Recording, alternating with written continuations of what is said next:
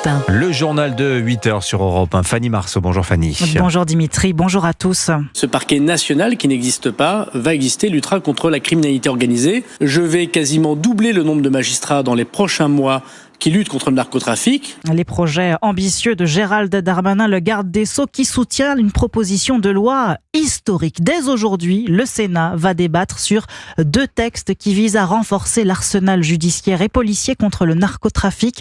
Un fléau qui emploie 200 000 personnes, qui pèse 3,5 milliards d'euros en France. Pour lutter contre un tel système, il faut des moyens colossaux. La proposition de loi prévoit notamment la création d'un parquet national anticriminalité organisée. On l'a entendu, un PNACO que le ministère de l'Intérieur espère voir le jour d'ici l'été. Mais Gérald Darmanin, le garde des Sceaux, l'assure, William Molinier, il ne sera pas opérationnel avant 1 an. Oui au PNACO, mais pas tout seul et pas tout de suite, car il faut des secrétaires, des magistrats et des locaux, appuie l'entourage de Gérald Darmanin. Le parquet national anticriminalité organisée pourrait ne pas voir le jour à Paris, pourquoi pas à Marseille, Lille ou Rouen. De toute façon, il aura une compétence nationale. Une mission de préfiguration au sein du ministère de la Justice va être désignée pour mettre en place les premières pierres de ce nouveau parquet. Il n'a de sens, souligne-t-on à la chancellerie, uniquement si des juges d'application des peines sont spécialisés eux aussi dans la criminalité organisée. Il nous faut les meilleurs magistrats, affirme-t-on place Vendôme.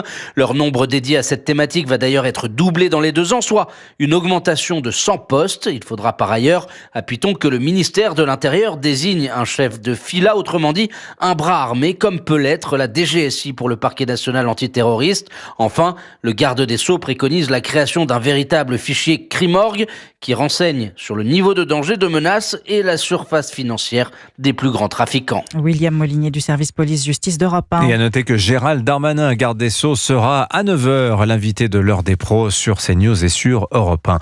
Sortir la France du piège du narcotrafic, c'est l'intitulé de cette proposition de loi qui arrive au Sénat ce jour, et il y a urgence. Oui, car la France semble désormais en voie de mexicanisation. C'est ce qu'expliquait ce matin sur Europe 1 Étienne Blanc. C'est le sénateur LR et rapporteur de la commission d'enquête sénatoriale sur le narcotrafic. Les magistrats mexicains qui sont venus en France nous disent attention, oui. En France vous avez un certain nombre de signes qui laissent entendre que vous êtes en train de basculer. Aujourd'hui, c'est une puissance qui s'impose à l'État. Ils contraignent les juges, ils contraignent les policiers, ils contraignent les politiques. Au-delà de ça, il y a toute une série de stratagèmes qui sont déloyaux. Il faut lutter contre ça. Alors il y a 2 méthodes. La première méthode, c'est de dire quand vous avez utilisé des stratagèmes, il y a une nullité qui est encourue, mais comme c'est un stratagème, elle ne sera pas prononcée. Et puis il y a une deuxième méthode qui consiste à mettre des règles beaucoup plus claires. Et la demande de mise en liberté, elle doit être déposée auprès d'un magistrat bien identifié. Faire en sorte que tous ces stratagèmes ne puissent pas aboutir à une nullité. Étienne Blanc ce matin sur Europe 1, interview complète à retrouver sur europe1.fr. Alors la drogue, réalité meurtrière. L'an dernier, 24 personnes ont été tuées dans des règlements de compte sur fond de trafic de stupes à Marseille. En 2023, c'était 49 morts, des fusillades dans des cités, des habitants terrifiés qui attendent beaucoup de cette loi transpartisane. Reportage du correspondant d'Europe 1, Stéphane Burgat. Son fils a été abattu il y a maintenant 5 ans. Wassila Benhamdi de l'association Conscience dénonce le rôle des trafics. Qu'est-ce qu'on attend ? On attend de la lumière parce que Marseille maintenant elle est noire, elle est triste, elle est en deuil. J'ai perdu un enfant de 21 ans. Il est sorti, il m'a dit au revoir maman, il n'est plus revenu. Et c'est par rapport au narcotrafic. Et chacun dit c'est mon territoire. Cette mère de famille déplore une situation qui ne cesse de se détériorer. Maintenant c'est de partout. Oui, avant c'était que les quartiers nord. Tous on a peur, même moi j'ai peur. On ne sort pas bien sûr la nuit seul. Moi je trouve que c'est pas une vie normale. Pour de nombreux habitants, les récentes opérations anti-stupes dans les cités ne sont que de la poudre aux yeux. Pour moi, c'est du théâtre parce que ça fait longtemps que cette affaire roule pour eux, mais pas pour nous. Nous, on ramasse, on vit avec. Mais d'autres gardent espoir, comme Laetitia Linon du collectif des familles de victimes, qui espèrent une juridiction spécialisée, comme pour l'antiterrorisme. Je comprends pas pourquoi on ne l'appliquerait pas. Je suis pour qu'ils soient jugés comme des terroristes parce qu'ils terrorisent des milliers de personnes quand ils viennent tirer dans les quartiers. Donc à partir de là, avec des peines exemplaires, comme pour le terrorisme, et tout ce que ça conduit. Et un jury spécial qui ne serait peut-être pas menacé ou corrompu comme on a pu le voir dans certaines affaires. Mais elle le reconnaît, il faudra se montrer patient avant d'observer des résultats. Marseille, Stéphane Burgat, Europe 1. À Paris, l'enquête progresse après la mort d'Elias dans le 14e arrondissement. Oui, les 2 suspects âgés de 16 et 17 ans, déjà connus de la justice, ont été mis en examen et placés en détention provisoire hier soir. Et autre grande question régalienne, comment enrayer l'immigration clandestine à Mayotte? Alors que la loi d'urgence pour reconstruire l'archipel a été votée la semaine dernière, la question migratoire a désormais un calendrier. La limitation du droit du sol à Mayotte sera examinée à l'Assemblée nationale le 6 février prochain dans le cadre de la niche parlementaire de la droite républicaine. Agenda dévoilé hier par le Premier ministre sur LCI. François Bayrou, favorable à une telle mesure dans certains territoires d'outre-mer, mais pas dans l'Hexagone. Écoutez. À Mayotte et en Guyane, on regarde en face cette question du droit du sol. La proposition de loi qui va être examinée au Sénat, elle dit une chose très simple. Vous ne pouvez pas venir en France pour accoucher, pour que l'enfant soit français. Est-ce qu'on en tirera des leçons pour la métropole en général, pour le territoire métropolitain? Il y aura des débats, mais je pense qu'il faut faire attention. C'est des très grands sujets. D'abord, c'est la Constitution. C'est-à-dire que ça fait partie de la loi fondamentale du pays. François Bayrou, hier à la télévision. Vous écoutez Europe 1 matin, il est 8h07. La situation météo très compliquée à l'ouest. 3 départements sont en vigilance rouge crue ce matin, le Morbihan, la Loire-Atlantique et l'Ille-et-Vilaine. Et 4 autres départements en orange crue, conséquence du passage de la tempête Herminia qui provoque des inondations déjà qualifiées d'historiques.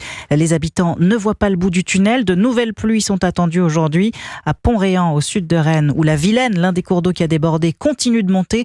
On tente tout pour protéger les maisons. Reportage de la correspondante d'Europe 1, Sandrine Prioul. Vous voyez, je veux voir l'école là, où elle en est. Le drone est de sortie pour cet élu municipal qui a dû fermer 2 écoles. 50 cm d'eau, c'est très inquiétant et là on va vivre 3 jours de galère et après ça va être des mois de galère pour les sinistrés. Là tous ceux qui peuvent aider à les héberger aussi, ça c'est une chose et puis je vous dis, pour moi il y aura surtout l'après. Là les gens sont sous le choc mais après on va vraiment passer dans une phase de désolation. Désolation dans des habitations qui vont atteindre jusqu'à 1 mètre d'eau, ne seront pas habitables avant 6 mois à cause d'une décrue qui s'annonce déjà lente, tardive et sans accalmie immédiate des précipitations.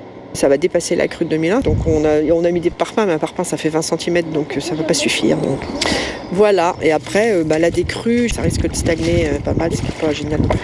Vaut mieux quand ça monte et que ça descend d'un coup, tandis que là ça va imbiber les murs. Donc après il faut aspirer l'eau, c'est une galère. Une galère, mais des scènes réconfortantes à chaque pas de porte d'entraide massive entre voisins d'infortune. Pont-Réan, Sandrine Prioul, Europe 1. Et à noter que la décrue est attendue pour la fin de la semaine, c'est long encore. Alors lui aussi craint la pluie, ruissellement qui touche les tableaux, canalisation qui cède, infiltration, le Louvre prend l'eau. Et Emmanuel Macron compte bien voler au secours du plus célèbre musée du monde. Aujourd'hui, il va délivrer plusieurs annonces sur l'avenir du musée. Et puis en football, le Real Madrid arrive en Bretagne. Kylian Mbappé et ses coéquipiers vont s'entraîner à Guingamp aujourd'hui. Pour affronter Brest au stade Roudourou demain soir 21h en Ligue des Champions. Match qui s'annonce plein de surprises. Les 2 clubs ne jouent pas du tout dans la même cour, Cyril de la Morinerie. Oui, il y a un fossé énorme entre le Real Madrid, 15 Ligues des Champions au compteur, et Brest qui dispute pour la première fois de son histoire la Coupe d'Europe.